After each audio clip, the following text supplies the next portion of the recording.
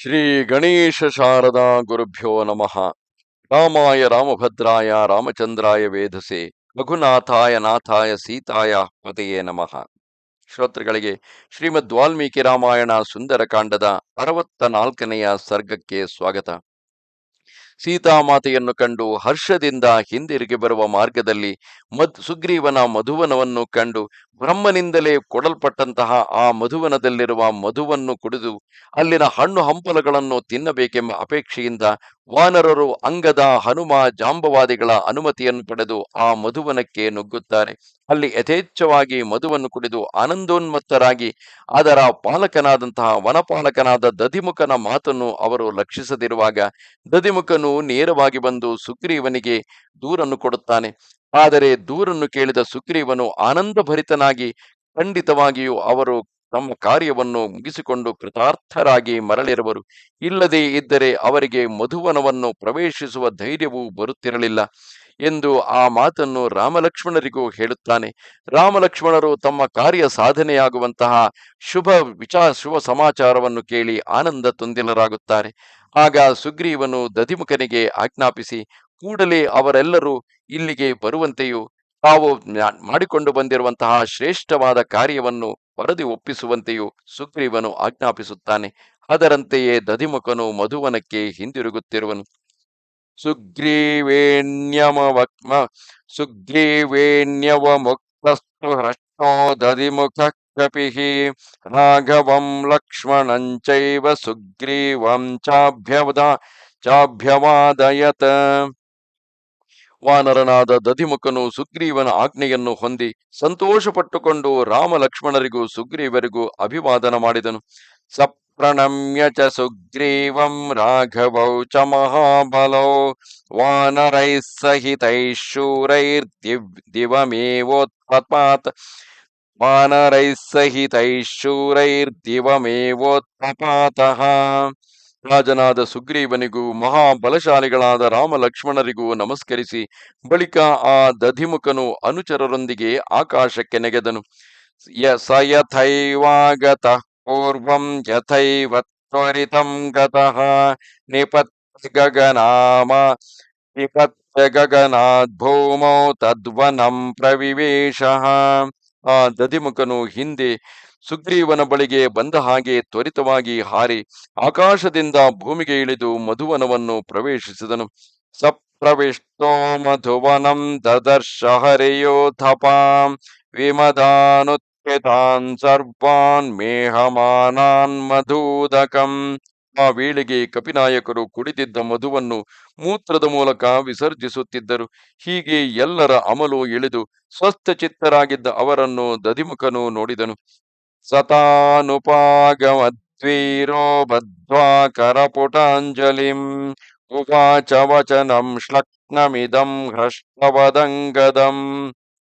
ಬಳಿಕ ವೀರನಾದ ಅವನು ಕೈಗಳೆರಡನ್ನು ಜೋಡಿಸಿ ಸಂತೋಷಭರಿತನಾಗಿ ಕಪಿನಾಯಕರ ಬಳಿಗೆ ಹೋದನು. ಅತ್ಯಂತ ಸಂತಸದ ಮುಖಭಾವದಿಂದ ಅಂಗದನ ಬಳಿ ಇಂತೆಂದನು. ಸೌಮ್ಯ ರೋಷೋ ನ ಕರ್ತವ್ಯೋ ಯದೇಭಿರಭಿವಾರಿತಃ ಅಜ್ಞಾನಾದ್ರಕ್ಷಿಭಿಃ ಕ್ರೋಧಾದ್ಭವಂತಃ ಪ್ರತಿಷೇಧಿತಾಃ. ಸೌಮ್ಯನೇ, ಅಜ್ಞಾನದ ಕಾರಣದಿಂದ ಈ ವನಪಾಲಕರು ಕೋಪಗೊಂಡು ನಿಮ್ಮೆಲ್ಲರನ್ನು ತಡೆದರು. ಹೀಗೆ ಅವರು ತಿಳಿಯದೆ ನಿಮ್ಮನ್ನು ತಡೆದುದಕ್ಕಾಗಿ ನೀನು ನನ್ನ ಮೇಲಾಗಲಿ ಇವರ ಮೇಲಾಗಲಿ ಕೋಪಗೊಳ್ಳಬಾರದು.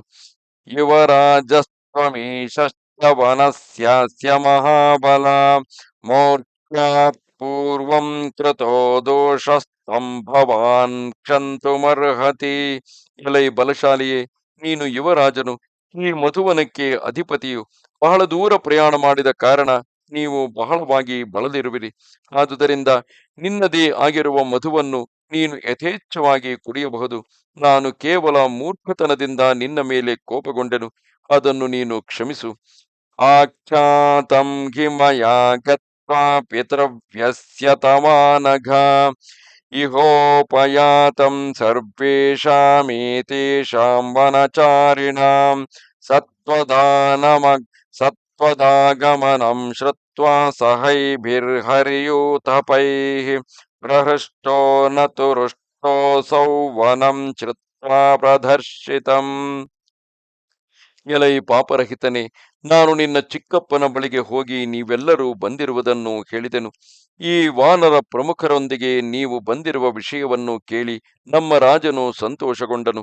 ಮಧುವನವನ್ನು ಧ್ವಂಸ ಮಾಡಿದ ವಾರ್ತೆಯನ್ನು ಕೇಳಿಯೂ ವಾನರ ಪ್ರಭುವು ಚಿಕ್ಕಪ್ಪನೂ ಆದ ಸುಗ್ರೀವನು ಕೋಪಗೊಳ್ಳಲಿಲ್ಲ, ನಿನ್ನ ಮೇಲೆ ಹೆಚ್ಚಾಗಿ ಸಂತೋಷಪಟ್ಟನು. ಪ್ರಹೃಷ್ಟೋ ಮಾಂ ಪಿತೃವ್ಯಸ್ತೆ ಸುಗ್ರೀವೋ ವಾನರೇಶ್ವರಃ ಶೀಘ್ರಂ ಪ್ರೇಷಯ ಸರ್ವಾಂಸ್ತಾನಿತಿ ಹೋವಾಚ ಪಾರ್ಥಿವ. ಆ ಪ್ರಭುವು ತುಂಬಾ ಸಂತಸಗೊಂಡು ಅವರೆಲ್ಲರನ್ನೂ ಬೇಗನೆ ಇಲ್ಲಿಗೆ ಕಳಿಸು ಎಂದು ನನಗೆ ಆದೇಶಿಸಿರುವನು. ಶ್ರುತ್ವಾ ದಧಿಮುಖಸ್ಯೈತದ್ವಚನಂ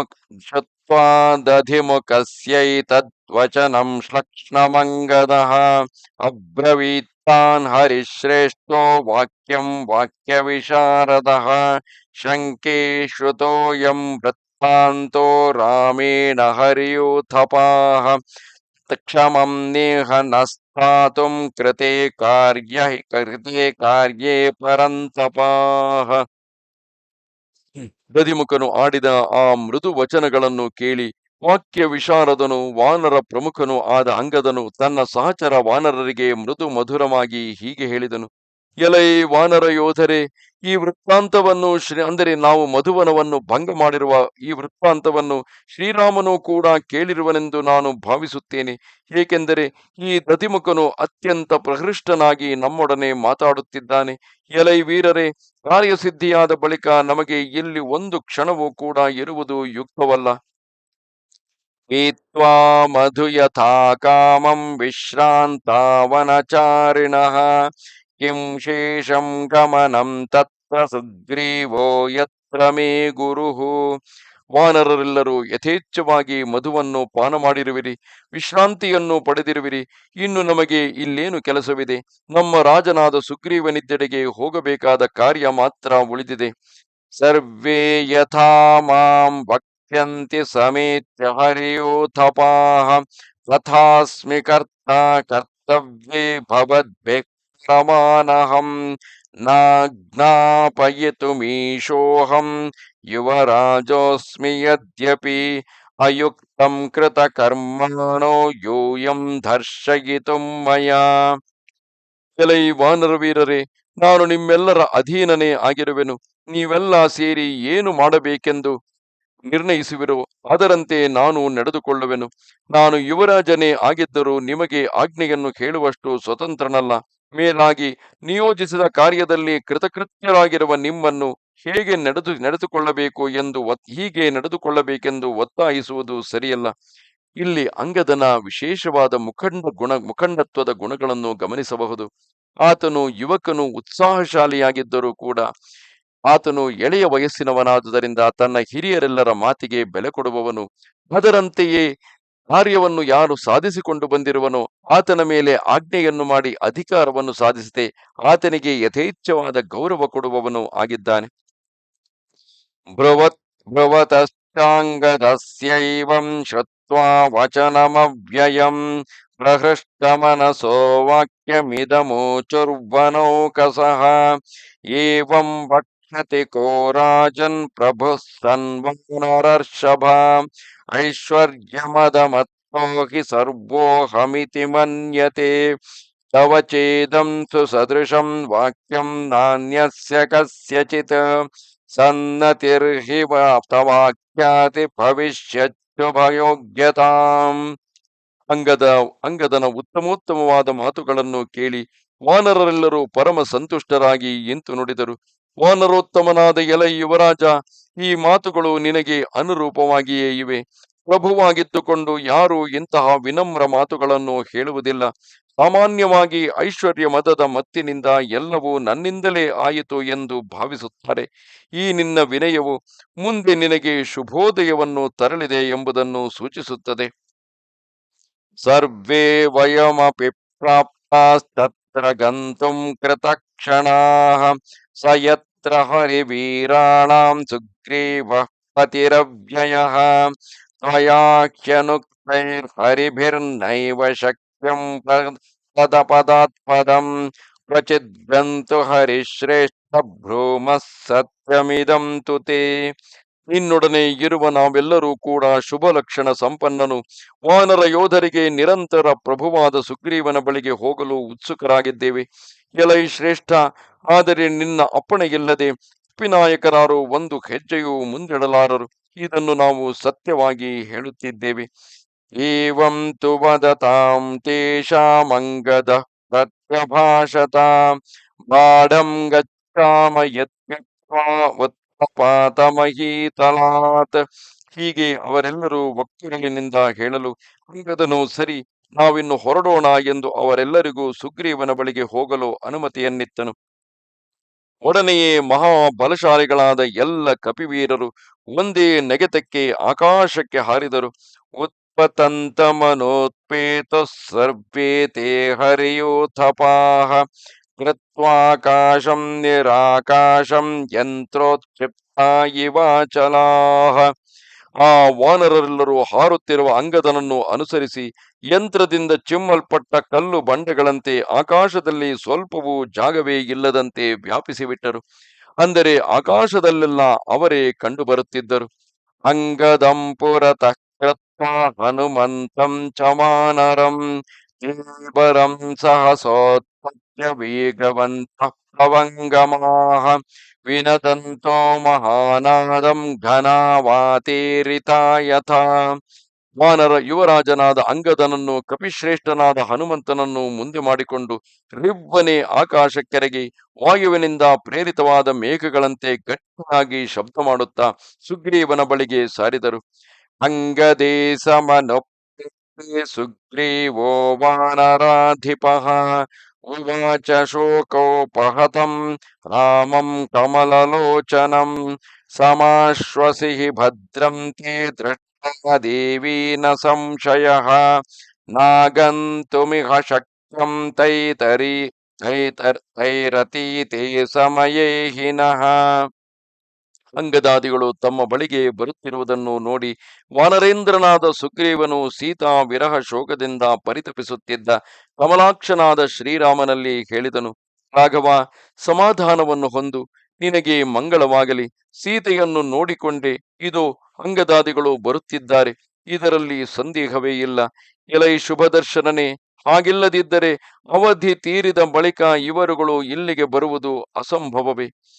ನಮತ್ಸಾಕ ನಮತ್ಸಕಾಶಮಾಗಚ್ಚೇತ್ ಪ್ರತ್ಯೇಹಿ ವಿನಿಪಾತಿತೆ ಯುವರಾಜೋ ಮಹಾಬಾಹು ಪ್ಲವತಾಂ ಪ್ರವರೋಂಗದಃ. ಅಂಗದನ ಅಮಿತೋತ್ಸಾಹವನ್ನು ನೋಡಿದರೆ ಇವನು ಕೃತಕೃತ್ಯರಾಗಿಯೇ ಬಂದಿರುವರೆಂದು ನನಗೆ ಅನಿಸುತ್ತದೆ. ಕಾರ್ಯವೇನಾದರೂ ಕೆಟ್ಟು ಹೋಗಿದ್ದರೆ ಅಥವಾ ಇವರು ಕೃತಕೃತ್ಯರಾಗದಿದ್ದರೆ ಯುವರಾಜನಾದ ಅಂಗದನು ನನ್ನ ಬಳಿಗೆ ಖಂಡಿತವಾಗಿ ಬರುತ್ತಿರಲಿಲ್ಲ. ಮಹಾಬಾಹುವಾದ ಯುವರಾಜನಾದ ಅಂಗದನು ಹಾರುವವರಲ್ಲಿ ಶ್ರೇಷ್ಠನಾಗಿರುವನು. ಯದ್ಯಪ್ಯಕೃತ ಕೃತ್ಯಾನಾಮೀದೃಶ ಸಾಧುಪಕ್ರಮಃ ಭವೇತ್ ಸದೀನ ವದನೋ ಭ್ರಾಂತ ವಿಪ್ಲುತ ಮಾನಸಃ. ವಾನರರೇನಾದರೂ ಕೃತಕೃತ್ಯರಾಗದೆ ಇದ್ದಿದ್ದರೆ ಹೀಗೆ ಅವರು ಅಟ್ಟಹಾಸದಿಂದ ಬರಲು ಸಾಧ್ಯವಾಗುತ್ತಿರಲಿಲ್ಲ. ಆಗ ಅಂಗದನು ದೈನ್ಯವಾದ ಮುಖವುಳ್ಳವನು, ಭ್ರಾಂತ ಚಿತ್ತನು ಆಗಿರುತ್ತಿದ್ದನು. ಪಿತೃಪೈತಾಮಹಂ ಚೈತತ್ ಪೂರ್ವಕೈರಭಿರಕ್ಷಿತಂ ನ ಮೇ ಮಧುವನಂ ಹನ್ಯಾದಹೃಷ್ಟಮಗೇಶ್ವರಃ ಕೌಸಲ್ಯಾ ಸುಪ್ರಜಾ ರಾಮ ಸಮಾಶ್ವಸಿ ಸುವ್ರತ ದೃಷ್ಟಾ ದೇವಿ ನ ಸಂದೇಹೋ ನ ಚಾನ್ಯೇನ ಹನುಮತ. ಅವರೇನಾದರೂ ಸೀತೆಯನ್ನು ಕಾಣದೆ ಇಲ್ಲಿಗೆ ಬಂದಿದ್ದರೆ ಪಿತಾಮಹ ಸಂಬಂಧವಾದ ಹಿಂದಿನವರಿಂದಲೂ ರಕ್ಷಿಸಲ್ಪಟ್ಟ ಮಧುವನವನ್ನು ಹೀಗೆ ಧ್ವಂಸ ಮಾಡುತ್ತಿರಲಿಲ್ಲ. ಕೌಸಲ್ಯಾದೇವಿಗೆ, ಏಕೆಂದರೆ ಅಂಗದನು ಯುವರಾಜನಾದುದರಿಂದ ಆತನಿಗೂ ಜವಾಬ್ದಾರಿಗಳಿದ್ದವು. ಕೌಸಲ್ಯಾದೇವಿಗೆ ಆನಂದವನ್ನು ಕೊಡುವಂತಹ ರಾಮ, ನಿಯಮ ನಿಷ್ಠೆಗಳುಳ್ಳವನೇ, ಸಮಾಧಾನವನ್ನು ಹೊಂದು ಸೀತಾದೇವಿಯನ್ನು ಕಂಡು ಬಂದಿರುವುದರಲ್ಲಿ ಸಂದೇಹವೇ ಇಲ್ಲ. ಅವಳನ್ನು ಹನುಮಂತನೇ ದರ್ಶಿಸಿರುವನು. ನಹನ್ಯ ಕರ್ಮಣೋ ಹೇತು ಸಾಧನೆಸ್ಯ ಹನುಮತಃ ಹನುಮತಿ ದಿದ್ಯಶ್ಚ ಮತಿಶ್ಚ ಮತಿ ಸತ್ತಮಃ ವ್ಯವಸಾಯಶ್ಚ ವೀರ್ಯಂಚ ಸೂರ್ಯೇ ತೇಜ ಇವ ಧ್ರುವಂ. ಎಲೈ ಪ್ರಜ್ಞಾಶಾಲಿಯೇ, ಈ ಕಾರ್ಯವನ್ನು ಸಫಲಗೊಳಿಸುವಲ್ಲಿ ಹನುಮಂತನಲ್ಲದೆ ಬೇರೆ ಯಾರೂ ಕಾರಣರಲ್ಲ. ಏಕೆಂದರೆ ಸೂರ್ಯನಲ್ಲಿ ಸಹಜವಾಗಿ ತೇಜವು ಇರುವಂತೆ ಹನುಮಂತನಲ್ಲಿ ಕಾರ್ಯದಕ್ಷತೆ, ಪ್ರಜ್ಞೆ, ಪ್ರಯತ್ನಶೀಲತೆ, ಪರಾಕ್ರಮಗಳು ಸಹಜವಾಗಿವೆ.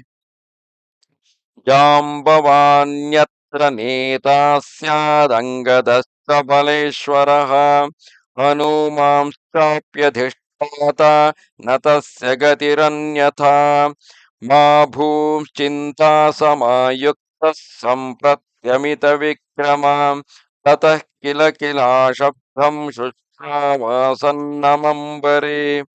ಯಾವುದೇ ಕಾರ್ಯ ಸಾಧನೆಯಲ್ಲಿ ಮಹಾವೀರನಾದ ಜಾಂಬವಂತನು ನೇತಾರನು, ಮಹಾಬಲಶಾಲಿಯಾದ ಅಂಗದನು ಸೇನಾನಾಯಕನು, ವಾಯುಸುತನಾದ ಹನುಮಂತನು ಕಾರ್ಯ ಸಾಧಕನೂ ಆಗಿರುವರು. ಆ ಕಾರ್ಯವು ಸಿದ್ಧಿಸಲೇಬೇಕು. ಅದರಿಂದಾಗಿ ಅಮಿತ ಪರಾಕ್ರಮಶಾಲಿಯಾದ ಎಲೈ ಶ್ರೀರಾಮ, ಇನ್ನಾದರೂ ನೀನು ಚಿಂತಿಸಬೇಡ. ಹನುಮತ್ಕರ್ಮ ದೃಪ್ತಾನಾಂ ನರ್ಧತಾಂ ಕಾನನೌಕಸಾಂ ಕಿಷ್ಕಿಂಧಾಮುಪಯಾತಾನಾಂ ಸಿದ್ಧಿಂ ಕಥಯತಾಮಿವ ತತಃ ಶ್ರುತ್ವಾ ನಿನಾದಂ ತಂ ಕಪೀನಾಂ ಕಪಿಸತ್ತಮಃ ಆಯತಾಂಚಿತಲಾಂಗೂಲಃ ಸೋಭವದ್ ಹೃಷ್ಟಮಾನಸಃ. ಸುಗ್ರೀವನು ಶ್ರೀರಾಮನಿಗೆ ಹೀಗೆ ಸಮಾಧಾನವನ್ನು ಹೇಳುತ್ತಿರುವಾಗಲೇ ಹನುಮಂತನು ತನ್ನ ಕಾರ್ಯವನ್ನು ಸಾಧಿಸಿ ಬಂದಿರುವನೆಂದು ಹೇಳುತ್ತಿರುವರೋ ಎಂಬಂತೆ ಗರ್ಜನೆ ಮಾಡಿಕೊಂಡು ಕಿಷ್ಕಿಂಧ ಪಟ್ಟಣದ ಕಡೆಗೆ ಬರುತ್ತಿದ್ದ ಕಪಿನಾಯಕರ ಕಿಲಕಿಲ ಶಬ್ದಗಳನ್ನು ಸುಗ್ರೀವನು ಹತ್ತಿರದಿಂದಲೇ ಕೇಳಿದನು. ಬಳಿಕ ವಾನರ ಪ್ರಭುವಾದ ಸುಗ್ರೀವನು ಕಪೀಶ್ವರರ ನಿನಾದವನ್ನು ಕೇಳಿ ತನ್ನ ಬಾಲವನ್ನು ನೆಟ್ಟಗೆ ಮೇಲಕ್ಕೆತ್ತಿ ಪರಮಾನಂದವನ್ನು ಪ್ರಕಟಿಸಿದನು. ಅಜಗ್ಮುಸ್ತೇಪಿ ಹರಯೋ ರಾಮ ದರ್ಶನಕಾಂಕ್ಷಿಣಃ ಅಂಗದಂ ಪುರತಃ ಕೃತ್ವಾ ಹನುಮಂತಂಚ ವಾನರಂ. ಶ್ರೀರಾಮನ ದರ್ಶನಾಕಾಂಕ್ಷಿಗಳಾದ ಆ ಎಲ್ಲ ಕಪಿನಾಯಕರು ಅಂಗದನನ್ನು ಹನುಮಂತನನ್ನು ಮುಂದೆ ಮಾಡಿಕೊಂಡು ಆಗಮಿಸಿದರು. ಕೇಂಗದ ಪ್ರಮುಖ ವೀರ ಪ್ರಹೃಷ್ಟಾಶ್ಚಮುದಾನ್ವಿತಾ ನಿಪೇತುರ್ಹರಿರಾಜಸ್ಯ ಸಮೀಪೆ ರಾಘವಸ್ಯ ಚ. ಮಹಾವೀರರಾದ ಆ ಅಂಗದಾದಿ ಪ್ರಮುಖರು ಹೆಚ್ಚಾದ ಸಂತೋಷ ಭರಿತರಾಗಿ ಕಪಿರಾಜರಾದ ಸುಗ್ರೀವನು, ಪುರುಷೋತ್ತಮನಾದ ಶ್ರೀರಾಮನು ಇದ್ದ ಪ್ರದೇಶದಲ್ಲಿ ಬಂದು ಇಳಿದರು. ಹನುಮಾಂಶ್ಚ ಮಹಾಬಾಹು ಪ್ರಣಮ್ಯ ಶಿರಸಾ ತತಃ ನಿಯತಾಮಕ್ಷತಾಂ ದೇವೀಂ ರಾಘವಾಯನ್ಯವೇದಯತ್. ಮಹಾಬಾಹುವಾದ ಹನುಮಂತನು ಶ್ರೀರಾಮನಿಗೆ ಸಾಷ್ಟಾಂಗ ನಮಸ್ಕಾರವನ್ನು ಮಾಡಿ ಸಾಧ್ವಿಯಾದ ಸೀತಾದೇವಿಯು ಕ್ಷೇಮವಾಗಿರುವಳು ಎಂದು ವಿನಂತಿಸಿಕೊಂಡನು. ಏಕೆಂದರೆ ಈ ಮಾತನ್ನು ಕೇಳುವುದಕ್ಕಾಗಿಯೇ ಶ್ರೀರಾಮಚಂದ್ರನು ಅದೆಷ್ಟು ಸಮಯದಿಂದ ಕಳೆದ 10 ತಿಂಗಳಿಂದಲೂ ಎಂದಿನಿಂದ ಆ ರಾವಣನು ಸೀತೆಯನ್ನು ಅಪಹರಿಸಿದನು ಅಂದಿನಿಂದಲೂ ಈ ಮಾತನ್ನು ಕೇಳಲು ಕಾದಿರುವನು. ಆತನ ಕಣ್ಣಿಗಂತೂ ಸೀತೆಯು ಬೀಳಲಿಲ್ಲ.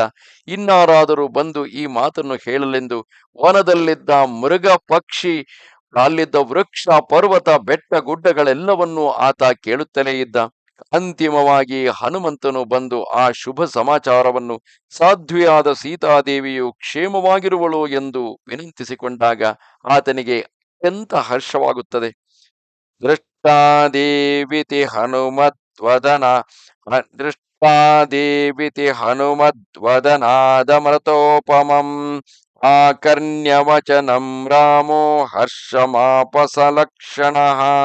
ಹನುಮಂತನ ಮುಖಾರವಿಂದದಿಂದ ಬಂದ ದೃಷ್ಟಾದೇವಿ ಅಂದರೆ ಸೀತೆಯನ್ನು ಕಂಡೆನು ಎಂಬ ಈ ಅಮೃತೋಪಮವಾದ ಮಾತನ್ನು ಕೇಳಿ ರಾಮ ಲಕ್ಷ್ಮಣರಿಬ್ಬರು ಪರಮ ಸಂತುಷ್ಟರಾದರು. ನಿಶ್ಚಿತಾರ್ಥಸ್ತತಸ್ತಸ್ಮಿನ್ ಸುಗ್ರೀವ ಪವನಾತ್ಮಜೇ ಲಕ್ಷ್ಮಣ ಪ್ರೀತಿಮಾನ್ ಪ್ರೀತಂ ಹನುಮಾನಾದವೈಕ್ಷತ. ಹನುಮಂತನ ವಿಷಯದಲ್ಲಿ ನಿಶ್ಚಿತವಾದ ಅಭಿಪ್ರಾಯವನ್ನು ಹೊಂದಿದ್ದ ಹಾಗೂ ಅವನ ಕಾರ್ಯದಿಂದ ಸುಪ್ರೀತನಾಗಿದ್ದ ಸುಗ್ರೀವನನ್ನು ಲಕ್ಷ್ಮಣನು ಅತ್ಯಂತ ಗೌರವ ಭಾವನೆಯಿಂದ ಕಂಡನು. ಪ್ರೀತ್ಯಾಚರಮಮಾಣೋಥ ರಾಘವ ಪರವೀರಃ ಬಹುಮಾನೇನ ಮಹತಾ ಹನುಮಂತಮವೈಕ್ಷತ. ಶತ್ರು ಸಂಹಾರಕನಾದ ಶ್ರೀರಾಮನು ಹನುಮಂತನ ವಿಷಯದಲ್ಲಿ ಅಪಾರವಾದ ಪ್ರೀತಿಯನ್ನು ಹೊಂದಿ ಅವನನ್ನು ಅತ್ಯಂತ ಗೌರವ ಭಾವದಿಂದ ವೀಕ್ಷಿಸಿದನು. ನೆನಪಿರಲಿ, ದಕ್ಷಿಣಕ್ಕೆ ಅಂಗದನ ನೇತೃತ್ವದಲ್ಲಿ ಸಮಸ್ತ ವಾನರ ಸೇನೆಯು ಹೋಗಿದ್ದರೂ ಕೂಡ ವಿಶೇಷವಾಗಿ ಸುಗ್ರೀವನು ಹನುಮಂತನನ್ನು ಕರೆದು ಈ ಕಾರ್ಯವನ್ನು ಸಾಧಿಸಿಕೊಂಡು ಬರುವಂತಹ ಚಾಕಚಕ್ಯತೆ, ಅದಕ್ಕೆ ಬೇಕಾದಂತಹ ಜ್ಞಾನ, ಯುಕ್ತಿ, ಪರಾಕ್ರಮ ಇದೆಲ್ಲವೂ ನಿನ್ನಲ್ಲಿ ನೆಲೆಸಿದೆ. ಆ ಕಾರಣದಿಂದಾಗಿ ಬಹುಶಃ ನೀನು ಹೆಚ್ಚಿನ ಪ್ರಯತ್ನವನ್ನು ಮಾಡಬೇಕಾಗುತ್ತದೆಂದು ಹೇಳಿ ಕಳುಹಿಸಿದ್ದನು. ಅದಕ್ಕೆ ತಕ್ಕಂತೆಯೇ ಹನುಮಂತನೇ ಈ ಕಾರ್ಯವನ್ನು ಸಾಧಿಸಿಕೊಂಡು ಬಂದಿರುವುದನ್ನು ಕಂಡು ಸ್ವತಃ ಸುಗ್ರೀವನಿಗೂ ತನ್ನ ಮಾತಿನಲ್ಲಿ ಭರವಸೆ ಮೂಡಿ ಆತನಿಗೆ ಅತ್ಯಂತ ಆನಂದವಾಗುತ್ತದೆ. ಇತ್ಯಾರ್ಷೇ ಶ್ರೀಮದ್ ರಾಮಾಯಣೇ ವಾಲ್ಮೀಕಿಯೇ ಆದಿಕಾವ್ಯೇ ಸುಂದರಕಾಂಡೇ ಚತುಷ್ಷಷ್ಟಿತಮ ಸರ್ಗ. ಮಹರ್ಷಿ ವಾಲ್ಮೀಕಿ ವಿರಚಿತ ಆದಿಕಾವ್ಯವಾದ ಶ್ರೀಮದ್ ರಾಮಾಯಣದ ಸುಂದರಕಾಂಡದಲ್ಲಿ 64ನೆಯ ಸರ್ಗವು ಮುಗಿಯಿತು. ನಮಸ್ತೆ ಶಾರದಾದೇವಿ ಕಾಶ್ಮೀರ ಪುರವಾಸಿನಿ ತ್ವಾಮಹಂ ಪ್ರಾರ್ಥಯೇ ನಿತ್ಯಂ ವಿದ್ಯಾದಾನಂಚ ದೇಹಿಮೆ. ನಮಸ್ಕಾರ.